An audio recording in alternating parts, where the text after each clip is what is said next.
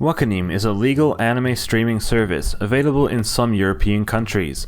I have been using it for about a year and a half and have experienced what I believe is a massive downgrade to its service. In this video, I'd like to explain what happened and my experience and opinions on the streaming service. Wakanim is a French streaming service that simulcasts anime since 2009 and has expanded to serving many countries in Europe over the years. It is divided into 4 main sectors, and only one of these is available for each country they serve. I will mostly be talking about my experience with their Nordic sector, which provides English subtitles for several countries. Besides Nordic, there is France with French subtitles, DE with German subtitles, and RU with Russian subtitles. These harsh region restrictions mean that you only have one language option available to you, no matter the languages you speak. If you live in Germany, you're stuck with German subtitles, and if you move over the border to the Netherlands, you only have English subtitles to watch. That's not actually a big deal. I'll get to the real big problems I have with Wakanim later. Aniplex became owner of Wakanim in 2015, and in 2019, Aniplex and Sony created Funimation Global Group LLC, which is now the parent company of Wakanim. From around that time, Wakanim started releasing episodes with English subtitles seemingly directly from Funimation, and about a year ago also their dubs. Compared to Funimation, Wakanim provided more features and, in my opinion, was far superior to it. Besides a subscription to legally watch anime with subtitles within hours after episodes air in Japan, Wakanim also provided typesetting for their subtitles, albeit hard-subbed.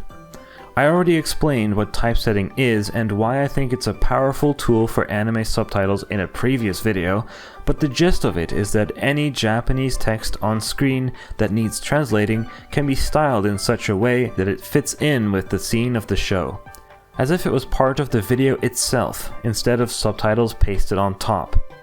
While Wakanim's typesetting isn't perfect, it was great to see a service that actually cared about it. Not many other platforms provide typesetting. Crunchyroll typesets sometimes, and when they do, it's usually very simplistic. Another feature of Wakanim is the ability to purchase individual episodes as downloadable video files, DRM-free. No, really, this exists. Or, well, existed, but we'll get to that. I have not seen a single other streaming service that provides 2GB 1080p video files for you to save offline without any kind of digital rights management.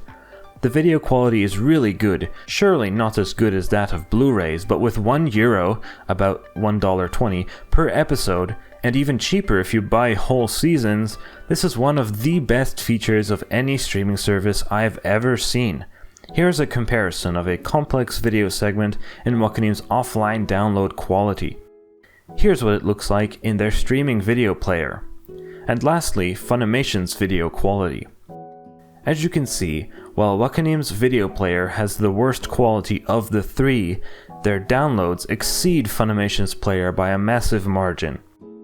If you wanted your simulcast anime downloaded in the highest quality, but also wanted to stay legal, Wakanim's DRM-free downloads were the way to go, assuming Wakanim was streaming the show you wanted. The only catch is that the subtitles are baked into the video, with no option to turn those off. I'm sure there are people out there who see that as a deal breaker, but if you just watch anime with subtitles, I personally don't see big reasons to care about that. In January 2020, Wakanim finally became available in the Netherlands. I had been keen to get a subscription right away, after I heard they were doing typesetting, and I really wanted to see what it was like. At this point, they had already moved on to using Funimation's English subtitles, but were still applying typesetting to them. I noticed a handful of errors in their subtitles since I started using their service. I did what I thought was best and used the contact form on their website to make them aware of the issues. The issues ranged from typos to whole sentences being left in German or French, maybe from copying the typesetting around internally. Some of the more bizarre errors I found was an episode using subtitles from the previous episode, as you can see here. Their Lucky Star episodes have these bizarre interlacing issues which make it really annoying for me to watch. Whenever I reported an issue, I would usually receive the same generic "your request will be processed as soon as possible" response. From checking back every now and then, it usually took them several months to get the issues fixed. The incorrect subtitles issue was fixed relatively quickly, but the Lucky Star problem has not been addressed in the full year since I contacted them about it. So much for that. And don't get me started on the huge fall 2020 disaster. Funimation licensed around 28 different anime that season, and Wakanim seemingly did not have enough staff to process all of those that season. Many of the fall 2020 anime series did not actually simulcast on the platform, and even some from summer 2020 ended up going on hold. I can understand this was likely caused by understaffing, and they could not have foreseen that Funimation would license that many shows. Unfortunately, it took many months after the season ended to catch up and release these shows on their platform. Because of exclusive licensing, Wakanim is the only legal streaming service to watch these shows on in the countries they serve, and because of the delays, there was no legal way to watch these at the time, with no other option than to sail the high seas. I understand that it might not have been Wakanim's fault that this happened, and I'm sure they tried to deal with the situation as best as they thought they could. So at that point, I was still happy with my subscription, overlooking the issues mostly because of the typesetting they provided that kept me hooked. I don't know if it was caused by the fall 2020 debacle or other reasons, but over the past half year, Wakanim Nordic has gone through some changes. Changes that made me rethink my subscription and eventually pushed me to cancel it. Starting the spring 2021 season, Wakanim shifted from hard-subbed and typeset subtitles to soft subs, rendered using the video player on their website. I immediately noticed that this was not the usual style, and sure enough, the subtitle format that allowed for typesetting was entirely discarded, replaced with a similar system Funimation uses on their website. Subtitles at the top or bottom of the screen with no typesetting at all. For shows that more heavily rely on text that's shown on screen, this quickly becomes a mess to try and read. I was feeling only a bit concerned at first, hoping they were short on time, couldn't get the usual styling done in time, and just directly took Funimation's subtitle files they received. Unfortunately, the soft subs continue to this day, and the typesetting that got me to get my subscription is seemingly gone for the future. It's almost ironic that, in my Twitter thread where I praised Wakanim for the typesetting they do, I once wrote the following: "Sadly, there's not much competition between streaming services. Wakanim could stop typesetting any day, and due to exclusive licensing and no competitors, there would be no alternative, and we just have to accept that lack of typesetting when it comes to legal ways to watch." Little did I know that half a year after I wrote that tweet, my fear became reality. But it's not just the typesetting that has been removed.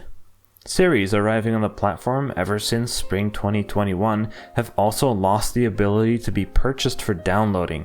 Yet another huge selling point, that of DRM-free episode downloads, being taken away without any sort of warning. This means that all that is left for future seasons is the streaming video player, with video quality seemingly worse than Funimation's. A funny side effect of the removal of the downloads is that the banners on their front page still mentioned pre-ordering episodes of the new seasons, even though that feature was unavailable.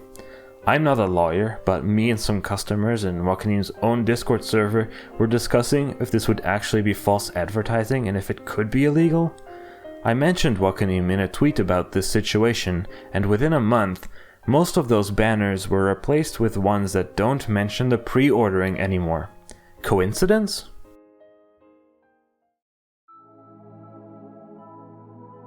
To this day, Wakanim has yet to announce the changes they made to their platform and give any reasoning as to why they took these decisions. And even if they will ever do, another user of their service sent Wakanim a support ticket, and their response suggests they might. I don't think it's likely to get me to charge for their subscription again. As it stands, Wakanim Nordic has lost all its key selling points that made it what it was, and in my opinion became downgraded to Funimation for Europe. These changes were at first only happening to Wakanim Nordic, but it seems they have also stopped supporting typesetting and downloads in their other regions. I'm just very disappointed with what happened to Wakanim ever since I started my subscription. On a related note, Crunchyroll, the only other streaming service I know of that does typesetting for simulcast anime, has recently been purchased by Funimation Global Group, the same company that took ownership of Wakanim. I don't know what the future will bring, but after seeing what happened to Wakanim, I'm hoping history won't repeat itself. We might need a mobile phone-powered microwave to try and stop this otherwise.